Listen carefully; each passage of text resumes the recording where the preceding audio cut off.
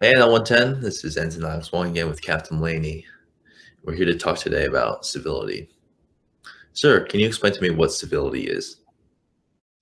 Yeah, it's hard for me to think about the concept of civility without going all the way to the bottom of human dignity.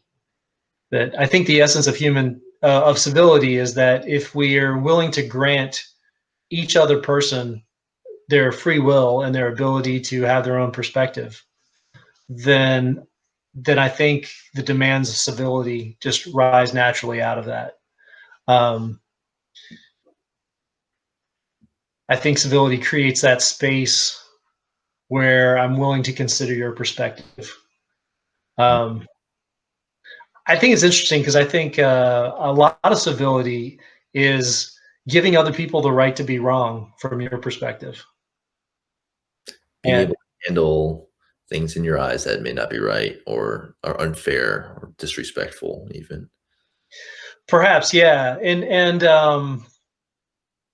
when it comes to disrespect and so forth, um, not being defined by the external world, right?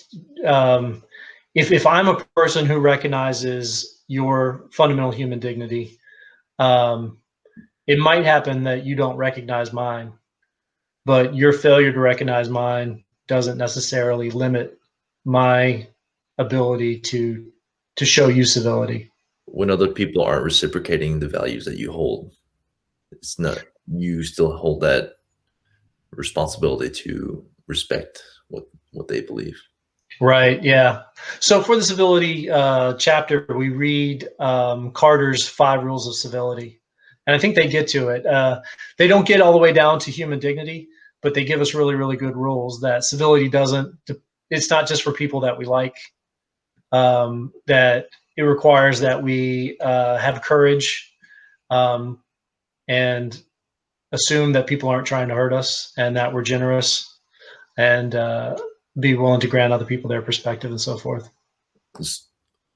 Let's say we're all in the military domain, combat leaders.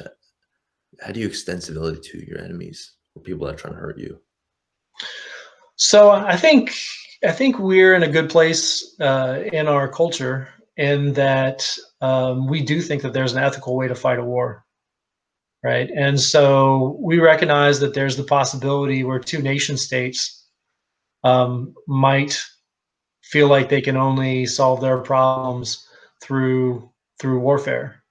Um,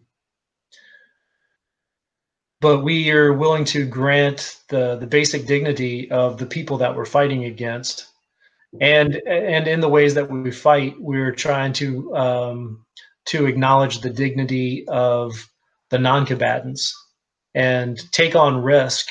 And it's a lot easier to kill everybody, right? And in order for me to make the discernment between who is a legitimate target and who's not, I have to take on additional risk. And I think that's part of the nature of civility as a professional warrior. I'm willing to take on that additional risk in order to potentially prevent harm coming to a non-combatant. So does this mean that civility is an effortful uh, choice, conscious choice that you have to make? It's not something that just comes naturally. I don't think it comes very naturally. I think it's natural for us, and that's where the 5 rules of dignity are of civility are really interesting because they kind of hit on all the places where it's not natural. It's natural for us to have civility to the people that we like. It's natural for us to have civility to people that we agree with. So those are all the easy situations. Virtue almost always is the harder path, and in as much as civility is a virtue, I think it's the harder path. I think what's also really interesting about being a warrior who takes an oath, swears an oath to the Constitution of the United States. In some ways, it puts us in a strange situation because if you go back to our founding documents, including the Constitution, they are predicated on human dignity. They make the really, really revolutionary claim that the purpose of a government is to preserve the dignity of the individual humans. That's a very, very rare idea in the history of the world, that the purpose of the government is for the dignity of the individual citizens.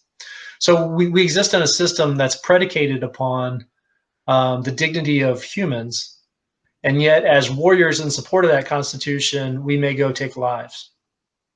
And so it really puts, I think, a burden on us to ensure that in the process of protecting the Constitution, we don't undermine the human dignity that's at the very bottom of the Constitution as we fight to protect it. If we become barbarians, then you can't be a barbarian and support and defend the Constitution, because you're undermining human dignity at the same time you're quote unquote protecting it.